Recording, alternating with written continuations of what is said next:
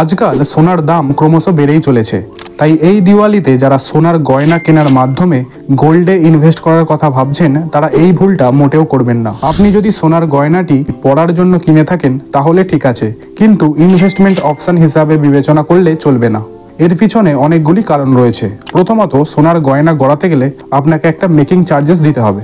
দ্বিতীয়ত, 3% জিএসটি দিতে হবে এবং সবশেষে ফিজিক্যাল গোল্ড কিনে রাখলে সবসময় একটা সেফটি কনসার্ন থেকেই থাকে, অর্থাৎ সোনাটি যাতে নিরাপদে থাকে, যাতে চুরি না হয় তার জন্য লকারের ব্যবস্থা করতে হবে, যার ফলে গোল্ডের রিটার্ন অটোমেটিক্যালি অনেকটা কমে যায়। এছাড়াও আপনি যদি সোনার গয়না কেনার পরিবর্তে গোল্ড কয়েন বা গোল্ড বার কিনে রাখেন তখন সেক্ষেত্রে হয়তো মেকিং চার্জেস দিতে হবে না ঠিকই, কিন্তু জিএসটি এবং সেফটি কনসার্ন দুটোই কিন্তু থাকবে। তাই বর্তমান দিনে গোল্ডে ইনভেস্ট করার সবচেয়ে বেস্ট মাধ্যমটি হলো gold ETF. Gold ETF buy করলে কোনো রকম জিএসটি দিতে হবে না, কোনো মেকিং চার্জেস দিতে হবে না এবং সব শেষে সেফটি কনসার্নও থাকে না।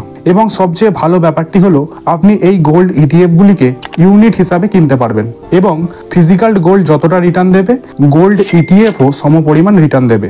সিম্পলি আপনি আপনার ব্রোকারেজ অ্যাকাউন্ট ওপেন করুন, করে সার্চ করুন গোল্ড ইটিএফ। আপনি অনেক ইটিএফ এর নাম দেখতে পাবেন, সেখান থেকে সঠিক ইটিএফটি চুজ করে ইনভেস্টিং স্টার্ট করুন। তাই এই দিওয়ালিতে আপনি ফিজিক্যাল গোল্ড কিনছেন নাকি গোল্ড ইটিএফ এ ইনভেস্ট করছেন তা কমেন্ট করে অবশ্যই জানান।